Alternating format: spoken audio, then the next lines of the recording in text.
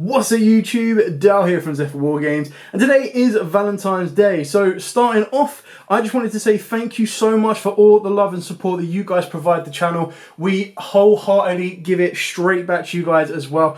We love every single one of you that has been supporting this channel and made us be able to keep doing content like this. So thank you so much.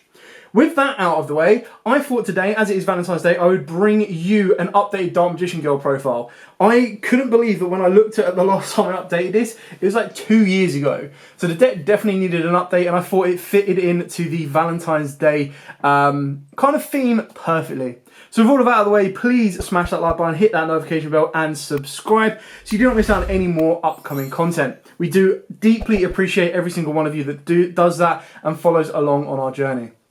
So, this is a Dark Magician Girl build. It is built more for fun, but I have tried to keep some competitive elements in there as well. I'll explain how you can change it and adapt it depending on where you want to take it. So we start off with 2 Dark Magician Girl, alongside 2 Chocolate Magician Girl, and 2 Kiwi Magician Girl, alongside pretty much the sister, and that is Apprentice Illusion. So this is pretty much your female lineup, unless you count souls. So this is the Dark Magician Girl aspect of the deck. This is why it's the prominent one. Obviously, the best normal summon for Dark Magician Girls themselves is Chocolate, because it lets you discard and then draw a card. Kiwi and, of course, Apprentice are nice little ways of basically having mini Honest in play. Apprentice can obviously help you get a Dark Magician. It can replace the discard that you ditch from the hand and allows everything else to keep moving forward. Dark Magician Girl is the heart and soul of the deck, and it's what you kind of want to resolve around a little bit more than Dark Magician. However, because all of the Dark Magician cards do list Dark Magician, and until we get something like, you know, we've got Magician's Rod, until we get Dark Magician Girl's Staff or something along those lines, the deck itself will still need to rely on the Dark Magician cards to help it. That being said, we are playing, of course, Illusion of Chaos, and the best normal summon for any Dark Magician deck in general at this moment in time is Magician's Rod, purely because this gets you into all of your spells that you need for the Dark Magician plays.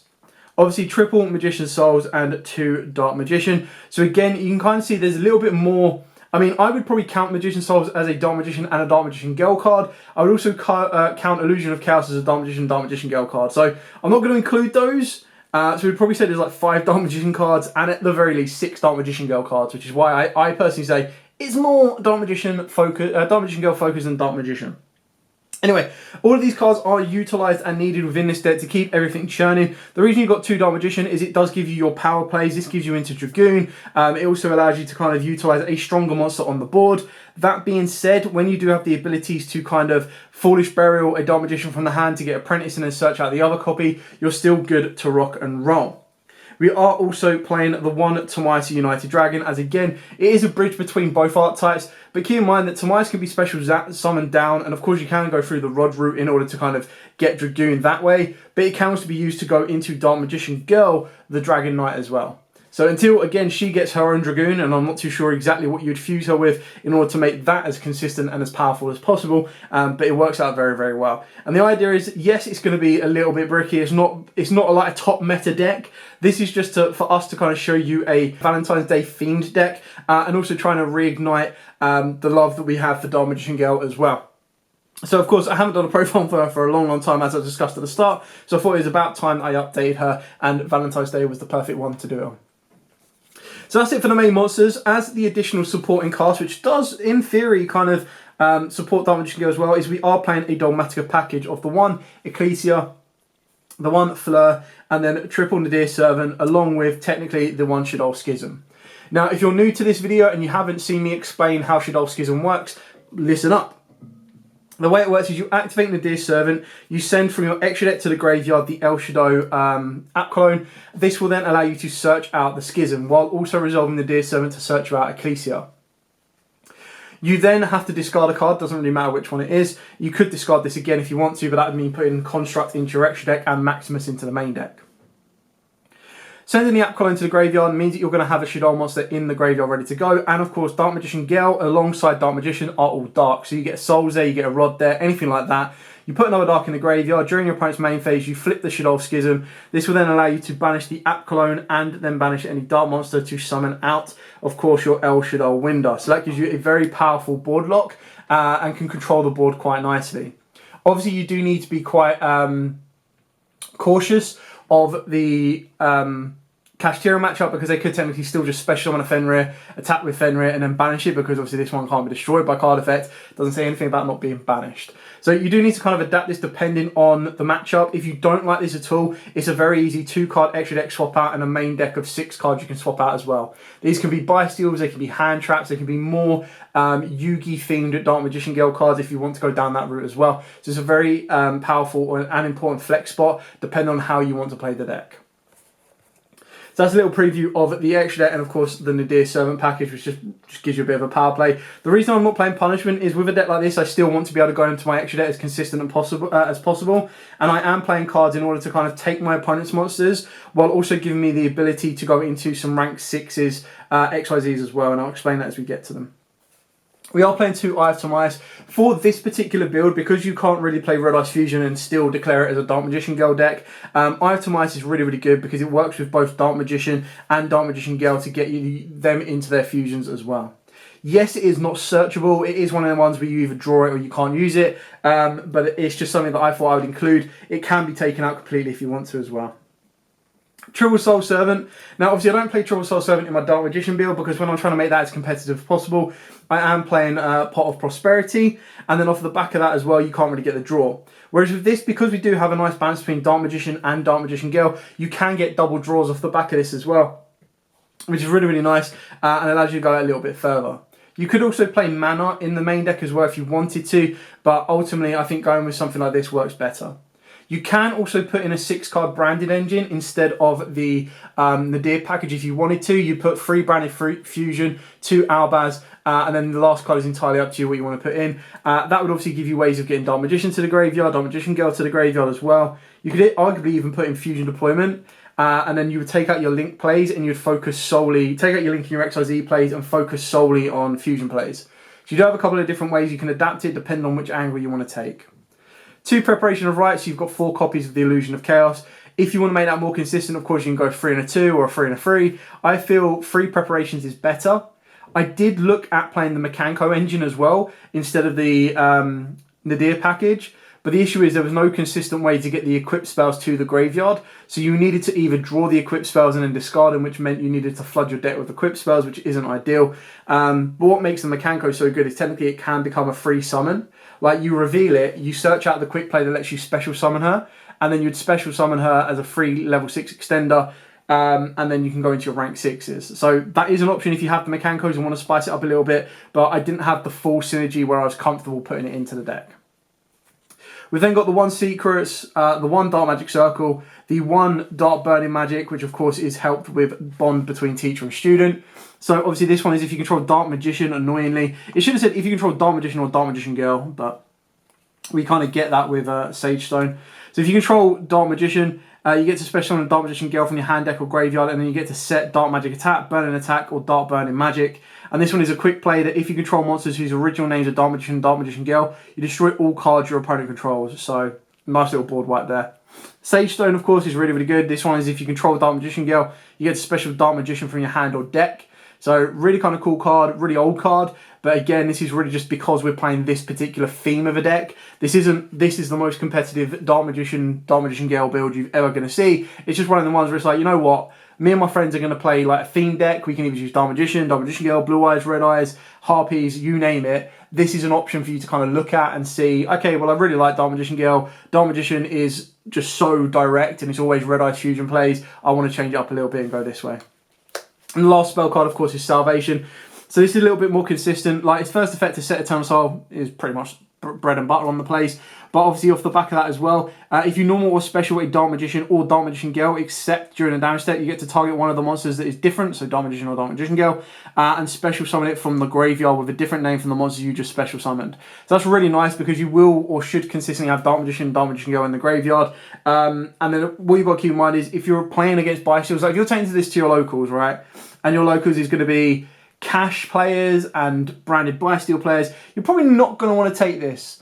But if you're going to a locals and everyone's gone, you know what, we're going to play fun decks, we're going to play creative decks, or we're going to play anime-based decks, this is one that you can definitely put together and have a lot of fun with. Moving on to the trap cards, we play 4 trap cards, not including the Schism. So we play 2 Crackdown. I'll explain this when we get to the extra deck in a bit. 1 Eternal Soul and 1 Combination. Now, I really liked combination. The issue was that it always needed you have a Dark Magician or a Dark Magician Girl in the graveyard, and it always needed them to come back before you could negate, so if they banished it or got rid of it, it would fizzle. Crackdown is actually insanely important for this deck, and the reason it is so good is because you play cards like Jinzo Layered and the Dampir Vampire Sheridan. So really, really like both these cards. Like every time I play a rank 6 deck, this is one of the first ones I put into it. I also wanted to put in the Dragulus because I just love how cool it looks. But the issue is it's just not as effective in this meta or just in this game in general right now. So with Dampir, if you use a monster with a level that is owned by your opponent for the XYZ summon of this card, you get to treat it as a level 6. Now that's of course where the Mechanicos would come in a little bit more as well, because the Mechanicos have cards of quick effects to re-equip and equip spell and take control of it. But of course that's where Crackdown comes in. So yes, you want to be very, very careful. And what I mean by that is you don't want to do it, if your opponent goes Special Summon Fenrir and you go, cool, Crackdown, steal it. Yes, it's good because you stop them triggering their effect. But then, of course, they could just go, okay, cool, Special Summon another Kashtira monster because they're not once per turns. However, if you do crack down them, you get to steal their monster. Yes, its effects are negated. Then all you need to do in your next turn is go Magician Souls, Dark Magician Girl, Vampire Sheridan. Or you go Dark Magician Girl, activate Apprentice Illusion, and then go into Jinzo Layered. Jinzo Layered can detach a material and then target a face-up monster your opponent controls and take control of it.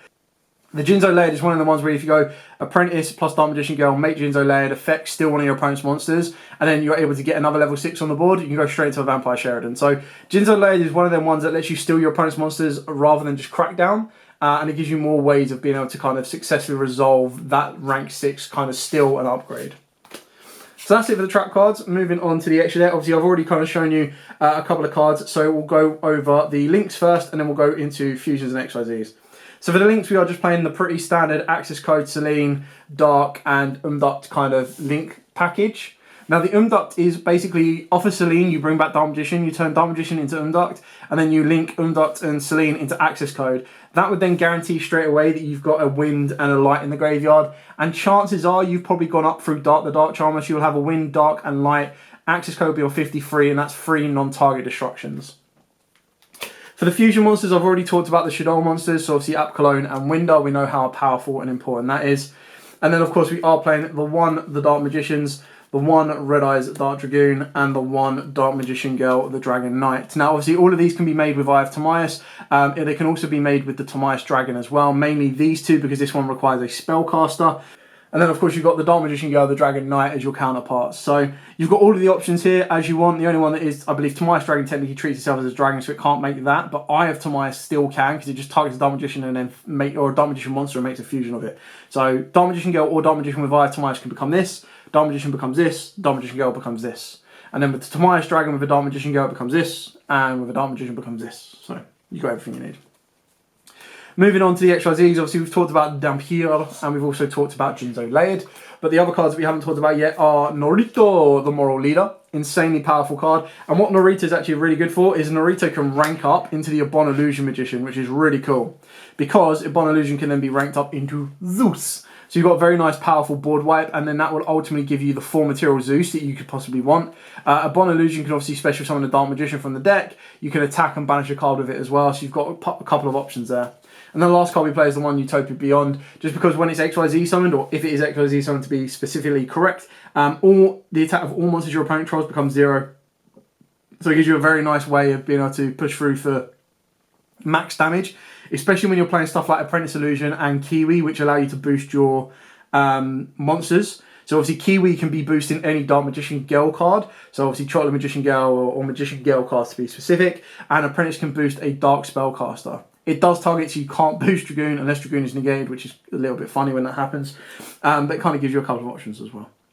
And that is pretty much it for the profile. I hope it's given you like a couple of ideas to reinvigorate something like Dark Magician Girl. I really, really like it. Again, it just doesn't really stand up in comparison to the other Dark Magician cards that we have and like the other Dark Magician builds that we have. Like he definitely has got the better end of the stick, but he is Yugi's main monster, whereas Dark Magician Girl is a supporting act, unfortunately. That being said, the deck is still very, very fun to play, and like I said, if you want to be taking it to like a casual environment, if you want to take it to a fun environment, then this is definitely one that you can shake up, change it around a little bit and be going, okay, you know what, everyone's going to be playing the standard of dinosaurs or harpy ladies or toons, and you can go, you know what, I'm going to play Dark Magician Girls because I think they'll be quite fun and a nice little change as well. Anyway, if you do have any questions at all, please, by all means, let me know in the comments down below. I'll be more than happy to answer them for you. Don't forget to like, comment, subscribe, share, and as absolutely always, guys, stay safe, and of course, happy dueling.